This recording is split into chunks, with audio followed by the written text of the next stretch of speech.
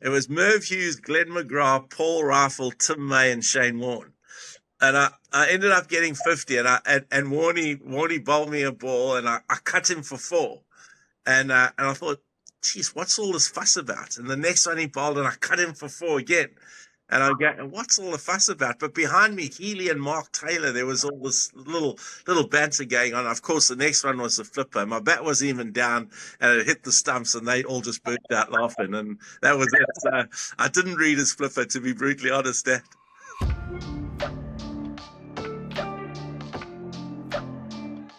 Well, Mickey Arthur, welcome. I've been glad to pin you down, and you are one of the great globetrotters in cricket. Can you tell us where you are right now?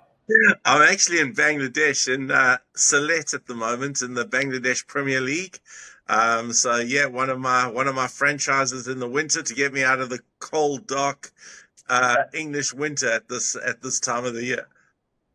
How many teams is that now? The professional teams that you've coached. What are you up to? Oh, Sherbet, Dad, I'm not 100% sure, but quite a few. Fair. And how do you find the franchise circuit? What's coaching in Bangladesh like? Yeah, Bangladesh is good. I'm with a really good franchise. The Rangpur Riders. It's a very well run franchise. It really is, which is why I come back to it, because I've got a bit of affinity to it now. I've been with them for a period of time, and we've had a little bit of success. And it's a good franchise. It's a proper brand. So if you think Bangladesh Premier League, you're thinking Rangpur Riders. Like, I guess you're thinking Perth Scorchers in the Big Bash. Oh, there you go. It's been such a long journey in cricket. Are you still enjoying it as much as ever? I love it. I absolutely love it, Dan. Yeah, cricket's been very, very good to me. But I love it. Every day I wake up and I'm thinking cricket, and I've been very fortunate to have a career doing something I'm very passionate about and something I really enjoy. Can you sort of take us back to the start? I mean, for Australian audiences, we probably only started to get to know you when you were South Africa coach, and then of course Australia coach. But you lived a big life before that. What was life growing up like for you growing up in South Africa and then playing in South Africa during apartheid? Yeah, I mean, it was great growing up in South Africa at that time.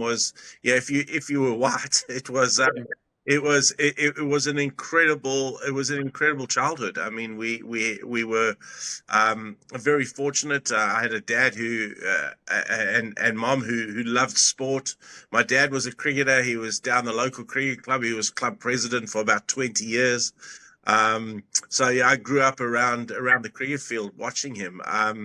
And then playing, so I played a lot through those early days. I was in Durban, born and bred in Durban, so played Natal schools, which was then. And then because it's during the apartheid era, as I said, and we were oblivious to everything that was going on around us as a young kid growing up, and the first sort of reality hit home for me when I finished school, and I was 17 when I finished school and had to go and do 2 years army training, because we had conscription at that time. So every white young guy that finished school had to go and go to the army. So I went and did that, and then furthered my professional career there. I went to the army in Kimberley, and then you kind of got an understanding for what was going on in the country over that time. I'd been oblivious to it, and I guess kind of ignorant to what was happening, and and then realized, hang on, so this is not right here. This is not good enough, and it kind of hit home for me when I realized I couldn't watch international sport. And it's sort of thinking, well, why can't, as a young kid growing up, why South Africa not playing cricket against everybody else and being in World Cups, and why the Springboks not playing rugby, and what's going on? And then I found out a little bit more, and obviously it was an abhorrent society at that time, and then I was very lucky to be part of the dismantling of apartheid and be part of sport when it went back into I guess normalization, if you like. And that was great being part of that Rainbow Nation. I ended up playing professionally for 15 years as a stodgy opening batsman. I don't think I'd be playing 2020 these days. I was a bit of a blocker, but I carved out quite a successful career for myself. 110 first class games, a lot of white ball cricket at that time, which was 50 over, and then the passion though was always coaching. The passion was always going into something that was sustainable for me as a career. And I got an opportunity and very fortunate to get the South African job. And then it's just gone on from there. Before we get to the coaching, during your playing career, did you ever get close to national selection? Was there any point which you thought I might be thereabouts? Yeah. Well, I was. I opened the batting for South Africa A. We had a South African A game against the touring New Zealanders. I'll never forget. And I played for Free State at that time. Professionally, we were a very successful team. It was captained by Hansie Cronje, who was my roommate actually, and so as Hansie Cronje, we had Alan Donald, Franklin Stevenson was our overseas professional. We had a host of guys: Corey van Sale, Nicky Boyer, Omar Henry, a lot of guys that went on to play for South Africa, and I played for South Africa A actually. Myself and my opening partner Rudolf Steyn. Who opened with me at Free State. We both were selected for the South African A side. It was during a period where Andrew Hudson was going through a fairly bad patch, and Hansie said, "Look, one of you are going to open," and we played New Zealand. I'll never forget it. I got 100. Rudy Steyn got 200, and and he got selected. And to be brutally honest, I think South Africa A was probably my level. I don't think I was quite good enough I would have been a real struggler internationally, put it that way. What was Hansie, the man, like? And I suppose as a teammate and captain, and then also, did you have any inkling of this double life he was leading? Absolutely no inkling. If I have to sit here and say, and I'll say it unashamedly, he was incredible. He was an incredible leader. He had an aura about him. You followed him. He had that ability to get the best out of you. He was amazing. I refused to. I remember when it all kind of started breaking down. It was actually an Australian series in South Africa over that time, and we had a couple of days off. I was still playing professionally for Free State. We had a couple of days off, and the first ODR was in Durban. And so I actually drove down from Bloemfontein. I went to obviously see my folks, and then my dad and I went to the game, and I blatantly refused to accept that anything like this could ever happen to Hansie Cronje. And when it became more and more apparent that he actually was involved, I remember bursting into tears. He had that. I guess he had that hold on you as a player that you just thought he was he was bulletproof. There was just nothing that he would do that was wrong. And I must say it did affect me for a while, as it did Alan Donald and a lot of us in the Free State side who had played with him. Had you had much to do with Hansie in the latter, between his life ban and obviously his terrible, tragic death?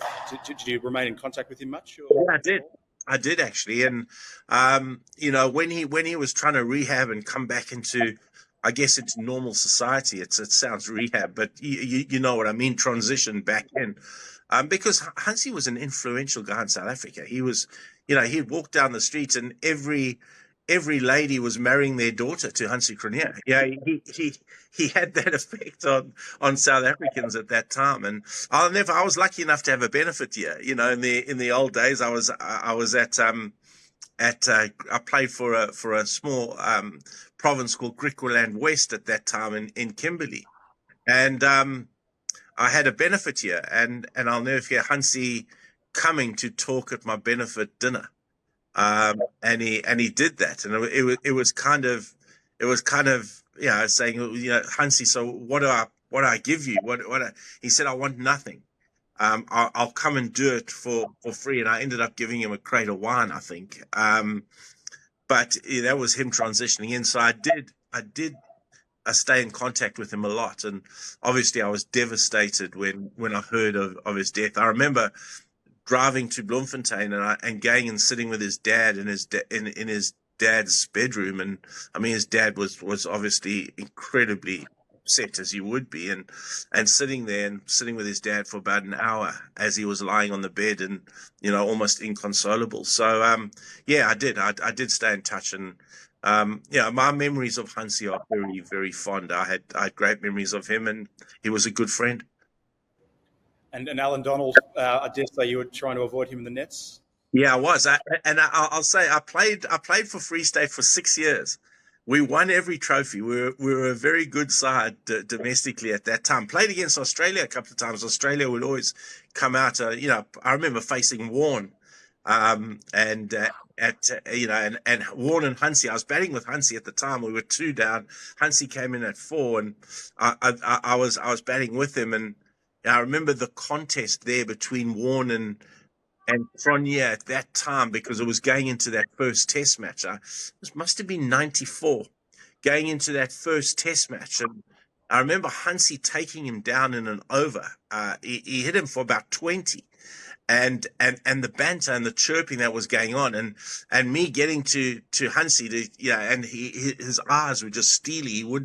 He couldn't even talk. It was just they were trying to get one over each other. It was that for me was the closest I ever came to that international, international fight, if you like, the international competition. That was probably the closest I came to it. It was fantastic. How did you read Warnie's flipper? I didn't. So I actually got 50. I'll tell you, it was Merv Hughes, Glenn McGrath, Paul Rifle, Tim May, and Shane Warne. And I ended up getting 50, and Warnie bowled me a ball, and I cut him for 4. And I thought, geez, what's all this fuss about? And the next one he bowled, and I cut him for 4 again. And I go, what's all the fuss about? But behind me, Healy and Mark Taylor, there was all this little banter going on. Of course, the next one was the flipper. My bat was even down, and it hit the stumps, and they all just burst out laughing. And that was it. So I didn't read his flipper, to be brutally honest, Dad. You certainly weren't alone. I mean, it's still a remarkable playing career, but obviously it's the coaching where you've sort of made a global reputation. You said you were always interested in it, or from a young age. How did it all start? Yeah, so it started at Griqualand West in Kimberley, Dan. We needed a coach, and I was 33. I was sort of coming to the end. I could have played another 5 or 6 years professionally for them. It was kind of coming to an end for me, though, and I always had something. I always wanted to coach. I'd already started coaching younger teams while I was playing professionally, and actually going to the townships and coaching in the townships. I loved that because the talent in the townships was amazing. And right at the dismantling of apartheid was the time I actually started going into those townships when I was in the army, into those townships to coach cricket. And there was the Ali Bakr regime at that time who thought we needed to take cricket into the townships, and it needed to become a sport loved by all South Africans. And so I did that, and I just got so much satisfaction out of that. So we were looking for a coach at our province at that time, and it just so happened that I put my hat in the ring, and the chairman at the time took a gamble on me, and that for me was that decision he made changed my life. Because, I coached there for 2 years. During that time, I did the South African National Academy. I then started coaching as assistant coach with the South African A team. And then, as luck would have it, the national job comes up. And then so I put my hat in the ring. I was nowhere near ready for it. Put my hat into the ring, flew up to Johannesburg for an interview, and was offered the job. Bizarre at 36, and I'm again Gerald Majola, who was CEO of Cricket South Africa at the time. And yeah, the rest is history. There you go. What are your early memories of coaching that side? There's a bit of background noise there, but what are your early memories of coaching the South African side and obviously coaching players that you would have played against and with not long earlier? Yeah, I was quite fortunate though because yeah, even though I coached players I'd played against, um, yeah, I think I was quite well respected within the cricket circles of South Africa at that time. So I had the respect, if you like. I'll never forget. Our first series was 2006. Myself, I was 36, a novice coach who actually was learning on the job. Not Hansie Cronje, Graham Smith was 22, a young captain learning on the job. And we came over to Australia. 2006 was one of my first tours. 2005, 2006. And we were big bravado walking in the air. Yeah, who's these Aussies? We're going to come here. We're going to take them down. We're going to be the first side to win. Well, I think Shane Warne called us the worst South African team ever to arrive at Australia. And we were sent packing 3-0 at that. And I remember going to the one day where it was still a triangular after the test series, and it was Australia, South Africa, Sri Lanka. And I remember sitting in Hobart thinking, am I cut out for this? This job is just too hard.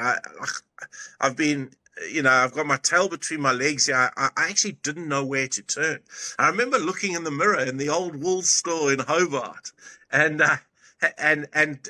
having a real chat to myself, thinking, listen, you pull yourself together here. You're the national coach. You've got to come out with some plans. You got to start leading. And with that, I went out the room, and Hansie, I phoned Graham Smith. Graham and I went to the bar. And our CEO was in town, and he was coming to Perth. We were going to Perth for the next ODI. And we went down there and we arranged to meet him. And the CEO, myself, and Graham sat it was still at the Hyatt Hotel in Perth. We sat in the executive lounge, and we plotted that when we came to Australia in 2008, this is what we needed to win. The CEO gave Graham and I the backing, said, I'm going to back you guys in for the next 3 years. You do what you have to get us to come to Australia in 2008, 2009 and win. And that's where we started putting our plans together. And we changed personnel a bit, left a couple of the older players out, brought in some younger players, and started building then for 2008. And that still goes down, I think, as one of the highlights. Was in the 2008 we drew with India in India. We beat England in England for the first time ever. And we beat Australia in Australia for the first time ever. And that just came from that planning in Perth. Were there one or two key moves that you think were most crucial to achieving all that you did in that period? Yeah, the key moves was stability, Dan. The key moves was stability. It was backing in players, picking players and then backing them in, and allowing them the freedom to play, knowing that they were knowing that they were not going to be dropped. There was security in their positions, and I think that was key, and that was the birth of Dale Steyn, JP Dumney, AB de Villiers, Hashim Amla, Morne Morkel. All hell of a players. We were lucky we had those guys at our disposal, but they needed to come into the environment and then be backed, and ultimately they all became great players. No, for sure. That it is an iconic series win, and obviously South Africa had several series wins in Australia over a period of time. But there are one or two moments from that particular tour series in 08-09 that really stand out to you that you're most proud of or most vividly linger in the memory all those years down the track? Yeah, well, it was. I mean, we chased 450 in Perth to win the first Test match. That was almost unheard of. And then people forget, in Melbourne, we won in Melbourne, but we were 150 behind, 6 down. And I'll never forget Dale Steyn skying one, Mike Hussey not seeing it out of the sun. And Steyn and Dumney put on about 120, and we ended up getting about an 80 or 90 run lead, and then Steyn bowled the speed of light, and we only ended up chasing 50 to win. And that those are pivotal moments that stand out for me. Dale, obviously an incredible bowler and an iconic bowler for a generation. Um, on the field had those crazy eyes, but off it, certainly in my experience, a lovely, mild-mannered man. What was he like to work with? He was incredible. Exactly as you described him was exactly how he was. He's, I listen fondly now to him commentating in that, and he's just such a mild, meek, well-mannered guy off the field. But you got him across that white rope, and he turned into this absolute psychotic killer, if you like. He had that ability to switch over, but. What a bowler! What an athlete! What a bowler he was! And in that, funnily enough, perhaps the most memorable moment of that series was actually from the test you lost, of course, in Sydney with Graham Smith coming down the stairs to rapturous applause at the SCG with his broken hand. What do you remember about that and just the bravery of that guy? A test series you already won. For him to come down as captain and try to fend off Mitchell Johnson for the last however many overs. Yeah, it was amazing. And, Graham and I had spoken about in 2006. We had spoken about wanting to earn the respect of the Australian public because we felt we were jokers in 2006. And in 2008, we wanted to earn the respect. And by winning the series, it's amazing how the Australian public then not get behind you, but you get that respect, and we had that respect, and it was epitomized by Graham walking out to bat, and I'll never forget it because he'd flown, he got hit in the first innings. I think on day 3 he flew to Melbourne to see a hand surgeon. The hand surgeon had said, look, he needed to fly back straight after the series and have his operation, and then go back to South Africa. So he arrived back on, I think it was about lunchtime on day 4. And as the sort of game was progressing, it was clear that we were behind the 8 ball and we were going to lose it. And we had to see out, I think, day 5. And it was never, ever a thought until it got to tea time and suddenly, shit, hang on, we can draw this test match. And Graham looked at me, I looked at Graham, and we called the physio and he's gone, no way. And I've said, yeah. And Graham's gone, yeah, right, I'm putting him on. And he didn't have his whites. So he didn't have his whites with him. So I'll never forget, he putting on Paul Harris's whites. And the only pullover he had was Warne Morkel's. Now, Warne Morkel had dribbled sweet and sour sauce from lunchtime all the way down his down his shirtless, his sleeveless shirt, and Graham's walked out with that on, and I mean it still gives me goosebumps, Dan, just thinking about it. Him walking out there, and then he lasted for a little bit, and to be fair, the ball that Johnson bowled him with, as he always says, would have got him out if he had 2 hands anyway. It was an absolute jaffa. But yeah, it was a moment that, there's certain moments in your coaching career that really stick with you. That was a moment. 4-3-8 was a moment. Winning the Champions Trophy were moments. Winning a Test series in India, moments. Those are moments that kind of stick with you, and that certainly is one of them. I shouldn't let you touch on 4-3-8 and the chase. We shouldn't let it pass, given you mentioned it. Again, probably the most, perhaps before the 2019 World Cup final, and maybe with the exception of the 99 semi, that on the podium for the most iconic one-day internationals of all time. What is there a moment from that particular day that most stands out now? There are a couple of moments, and the first moment was at the changeover when I looked across, and the series was sponsored by Standard Bank, and they had the Standard Bank. They had Stan the Duck, that was the mascot. And I remember at lunchtime, as the players came off the field, I looked at Stan the Duck, and he had his head in his hands, and I was thinking, oh my word, the only thing that was ringing in my ear was "sacked in the morning," and that was. And then to watch our guys going back, there's things that have been said numerously about it. Jacques Callis walking in the dressing room, Jacques Callis who doesn't say a word normally, walking in the dressing room, throwing his boots down and going, well, I think the bowlers have done their job. I think that's about par. Of course, everybody bursting out. That sort of broke the ice. And I'll never forget me trying to be serious, getting up, and we set targets. And I'd always set targets, and we have a little chat as to how we wanted to chase. And I think the target at that point, and this was all kind of before 2020 cricket really, was like 160 after 20 overs, and everybody's just bursting. And I've tossed, sort of torn the piece of paper up and tossed it out and gone, well, okay, let's just go and bat, And then Herschel Gibbs, who'd been a naughty boy the night before and had a couple of too many wines in the hotel bar, walking past me after he got 175 and giving me a wink and going, all right, coach, what are you going to do about that now? And then all going down to Mackay and Tini's. I had visions of us. Mackay and Tini's played the best shot he's ever played in his life, and getting Brett Lee's Yorker on leg stump to third man for one. I had visions of us chasing 300 and 334, whatever it was. And I'll never forget him getting that run away, and it was just amazing. And then the euphoria afterwards was incredible. Look, I feel like we could do an episode just on your South African coaching career, but given this is an Australian audience and Australian show, it really should move to the time in Australia.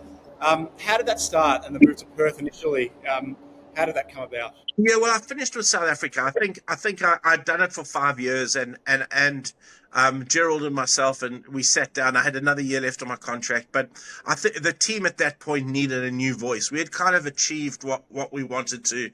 The team needed a new voice, and incredibly, the day that I decided that we were gonna finish, and that was a mutual decision. I got a call from Graham Wood and said, would I come and do Western Australia? Tom Moody was moving on. Would I come and do Western Australia? And I always loved Perth. I loved Australia. We always started the series there, and I thought 100%. So within 2 months, I was in Perth, and my family joined me then at the end of 2010, and we all very proud Australians now. We all Australian passport holders. I still regard Perth as now home. My daughters are in Perth. So yeah, that's how it started. Went to the WACA and started coaching Western Australia. What was like in Perth? And that, I mean, clearly you liked it as a place. You've stayed there, but what was coaching the Warriors as they were at the time like? It was an interesting time because the Warriors were poor. They'd been mediocre for a period of time. And that was kind of the reason. So I came in and kind of shook it up a little bit, and left a lot of older players out and brought in some younger players. The guys that are all sort of the older players now. They started, so it was a tough gig at the time because it needed to be rebuilt. But it was one that I was really, really enjoying. Mm. And then you hadn't been there that long, and then look, Australia loses an Ashes series very heavily here as sort of 15 years on, as it all loops in. But 3-1, 3 innings defeats. The Argus report happens. Tim Nielsen departs, as is amongst a lot of change in Australian cricket. And then suddenly we've got the first and to this point only time, a non-Aussie, well, I suppose you are Aussie now, but a non-Aussie coach at the time. How did that all come about? Yeah, it'll probably be the last time it's a non-Aussie coach as well. And saying it as a proud Australian now, to be honest, I'm very proud that my passport is Australian. That came about, timing's everything, they say, and I would have far preferred to have probably continued another year or two if I had it my way with the project I had in WA, and then transcended into coaching Australia. But the time came about. I applied, went through quite a rigorous it was a rigorous sort of process. Remember being interviewed the final time in Melbourne by James Sutherland, Pat Howard and Mark Taylor, and then being offered the job. And you get offered the job, there's a job like Australia, you're not saying no. And then starting, and actually the first year was really good. it was a tough time to come into Australian cricket because it was a transition time there as well.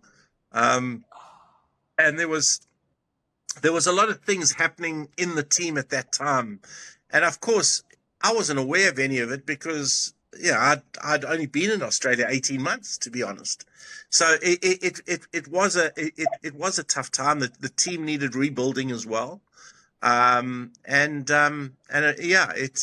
kind of morphed its way to an end, which um, was disappointing. I was obviously really upset about, but I think I learned so many valuable coaching lessons over that period of time.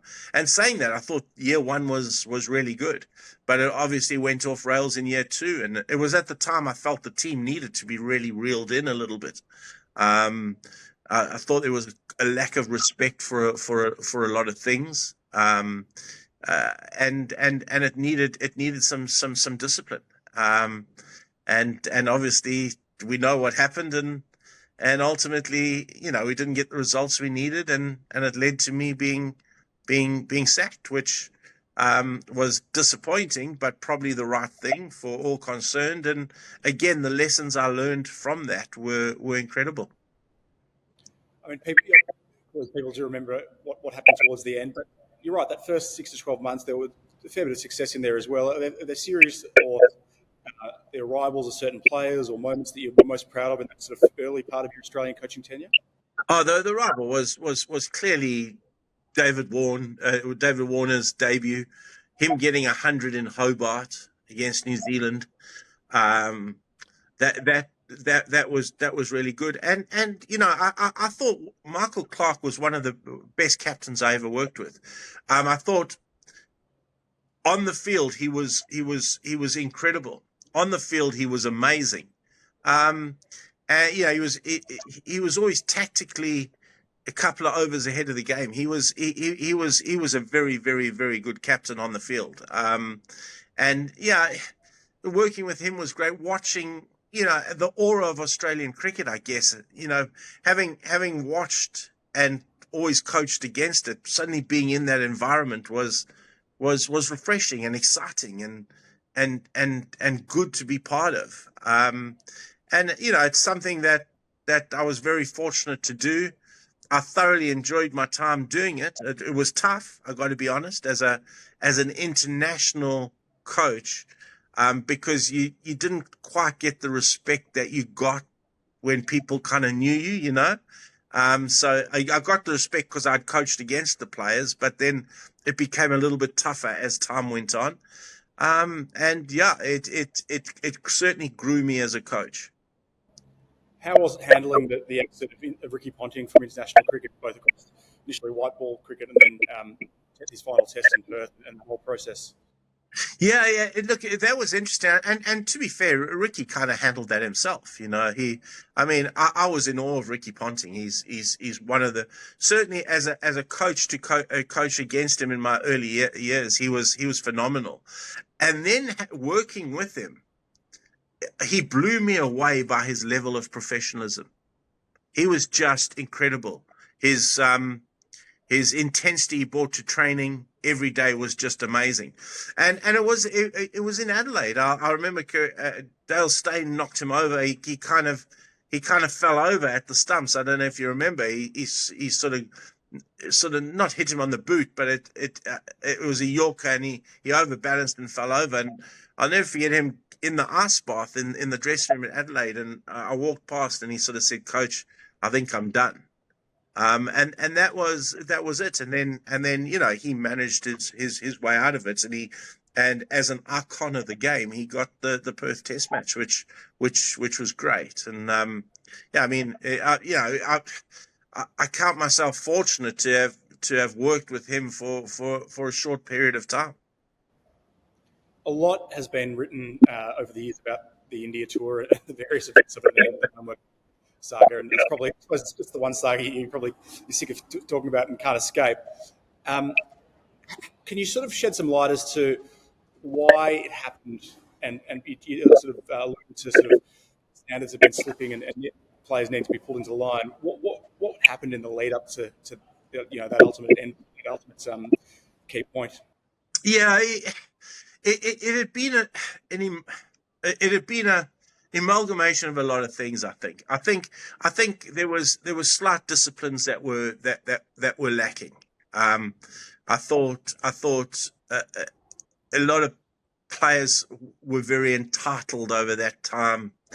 And I felt as a team it was heading in the wrong direction. I felt we needed to grab it by the horns and just rein it all in and bring everything together. And I'll never forget how it happened. It was innocuous, really. Is that we had beaten India 4-0 the year before. India came to Australia, and we had played them on good wickets, but the wickets bounced and seamed as you would have, So they were waiting for us, and they hijacked us there with wickets that turned square from ball one, and we had a young Nathan Lyon at that time. But nobody really else. And I remember Stephen O'Keefe bowled quite well. But we didn't have, the bowlers of the likes of the spinners they had, the Ashwins and the Jadejas and whatever. And so we'd lost in Hyderabad. I think we lost on day 3 or something in Hyderabad. And innocuously, at the end of the day, I said to the players, look, boys, it's not working. What we're doing is not working. All I want from you to help me prepare us for the next test match is, where was it? It was Mohali. All I want is drop something under my door. Like we've lost in 3 days. We're going to have 4 days off now before we start our preparation. Drop something under my door. Give me 3 points that us as coaches can really work on with you in terms of your preparation to get you ready for the next test match. And give me 3 points as to what you think the team needs to do. It was as simple as that.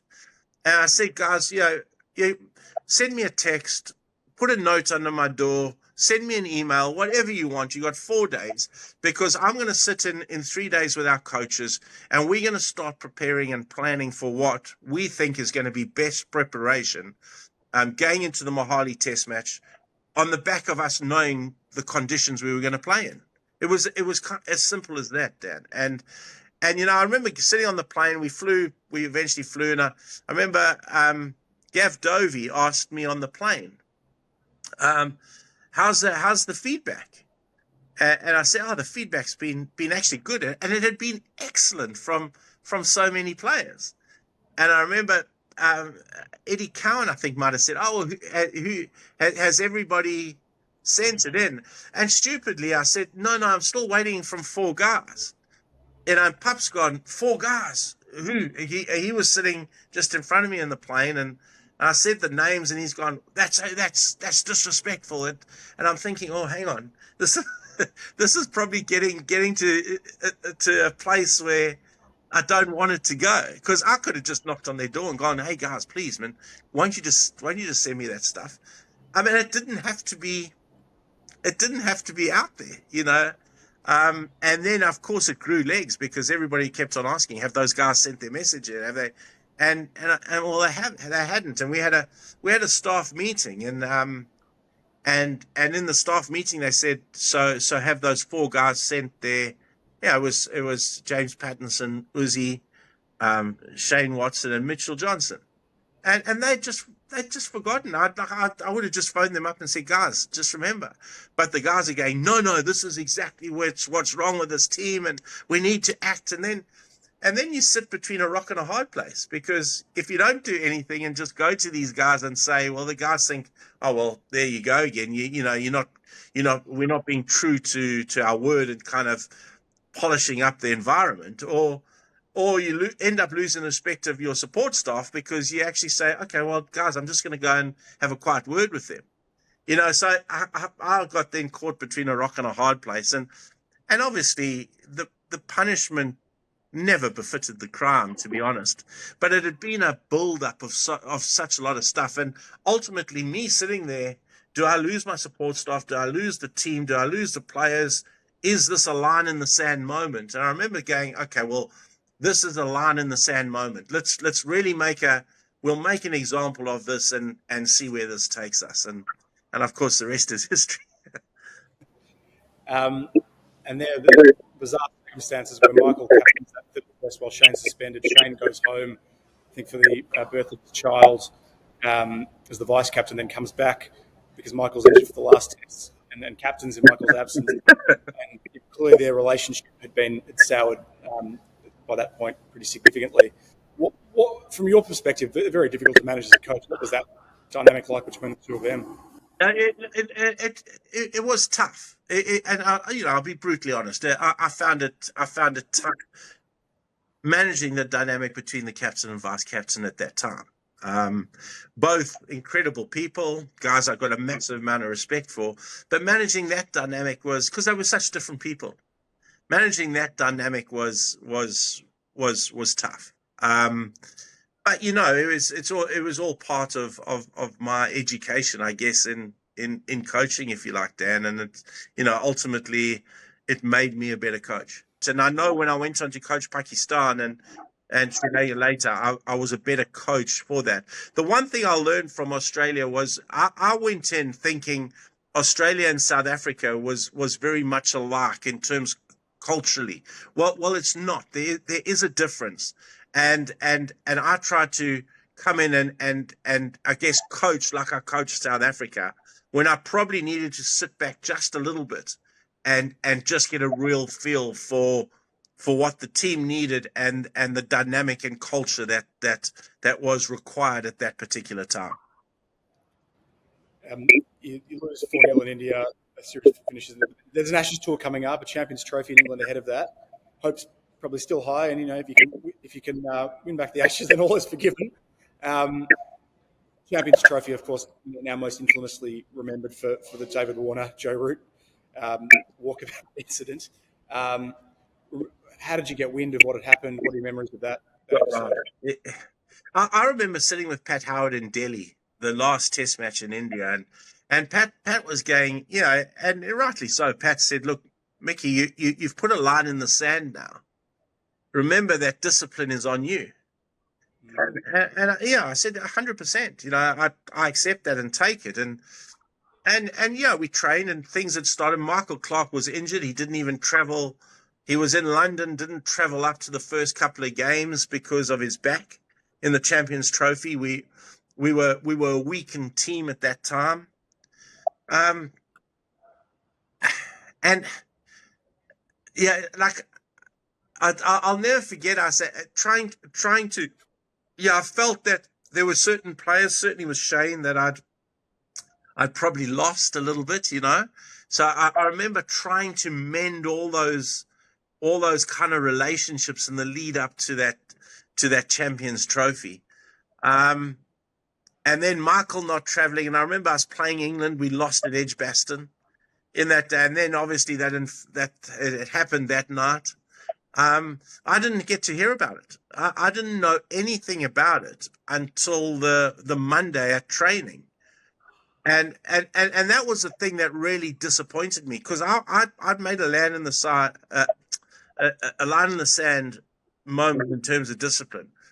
There was 3 of our support staff that had seen it happen in the walkabout. Nobody told me. I didn't know about it until the Monday when James Sutherland phoned me to say what's gone on. I literally did not know about it. And then went and found out what had transpired. Which annoyed me a bit, considering there was some of our support staff knew about it and they didn't tell me. Was that pretty much the final straw? And then I suppose how did the next couple of weeks pan out until the bad news came in?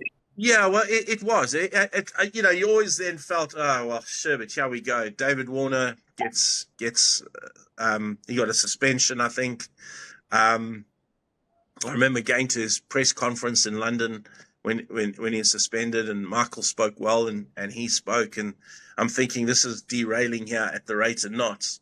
We then went to the Oval to play Sri Lanka. It's amazing how the elements transpire against you. We had knocked them over for like 230. If we had won the game, we were through. It then rained, and we got drawn points, and got knocked out of the Champions Trophy. And I remember then that night I went down to Bristol because the A team were in Bristol, and we had sent all our bowlers.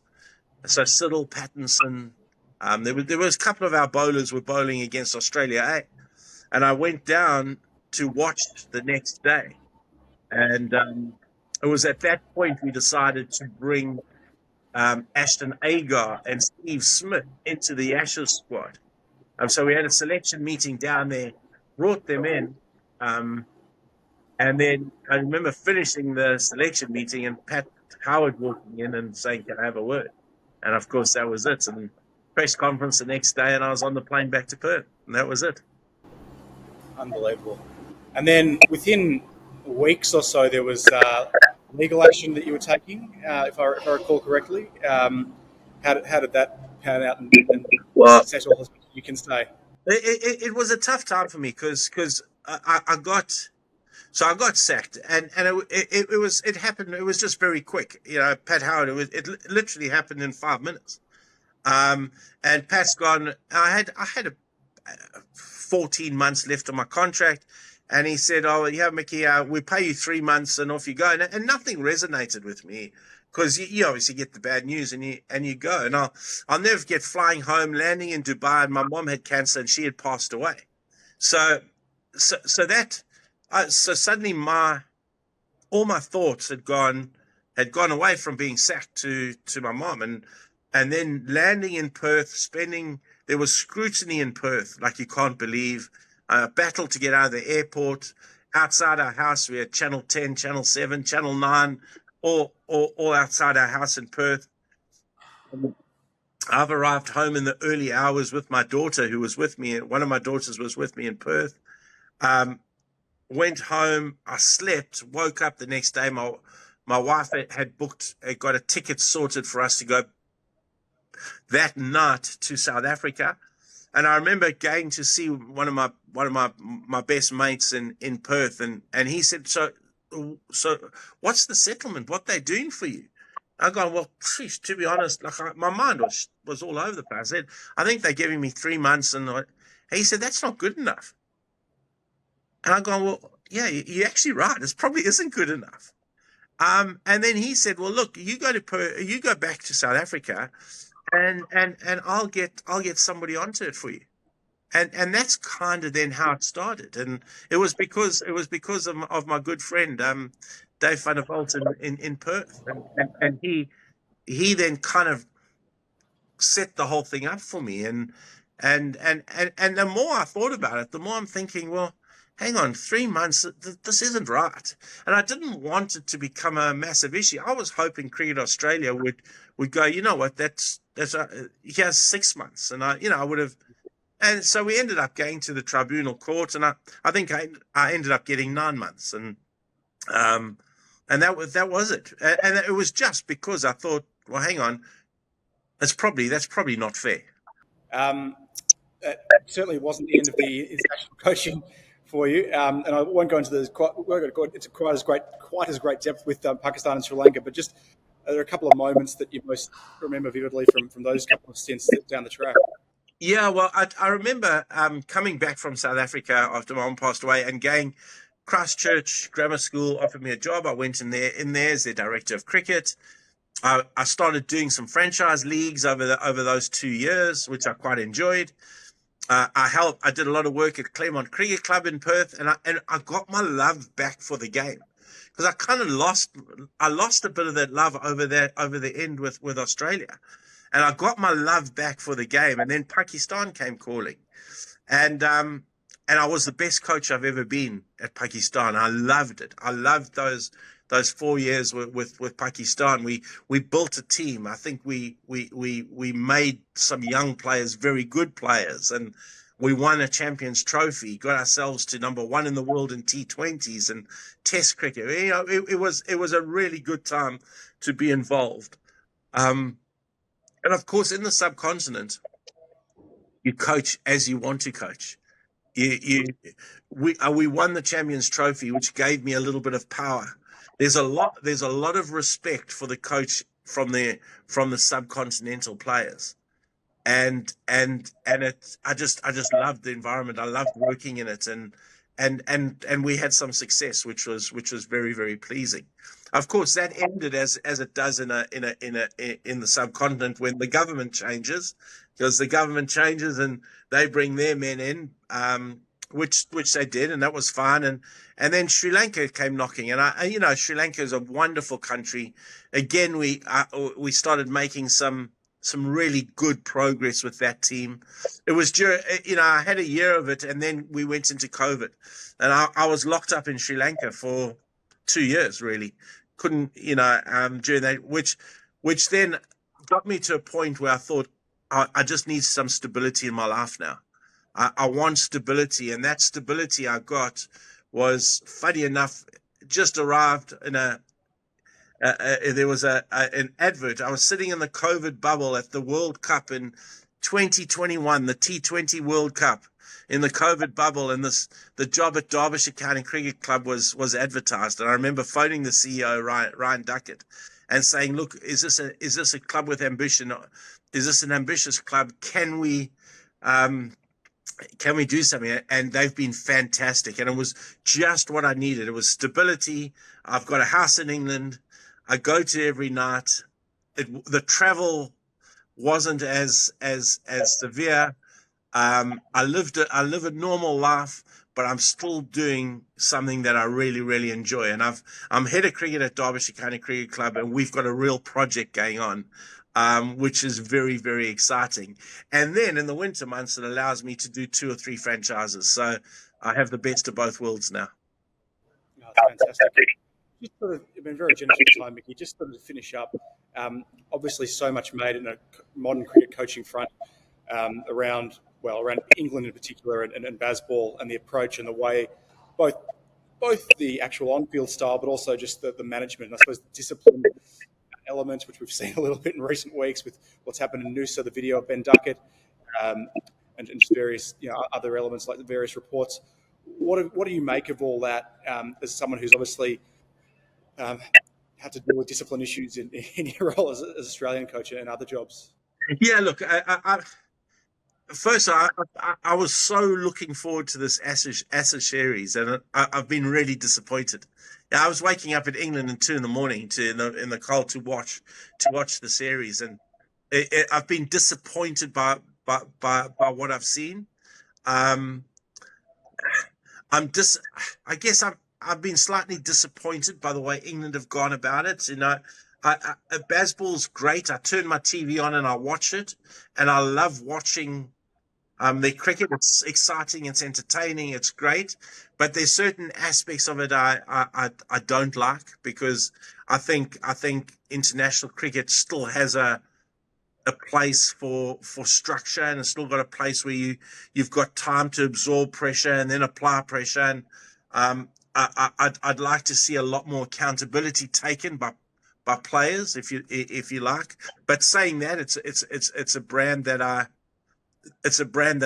I love watching. But I think Australia have beaten them by the good old hard values of Test cricket.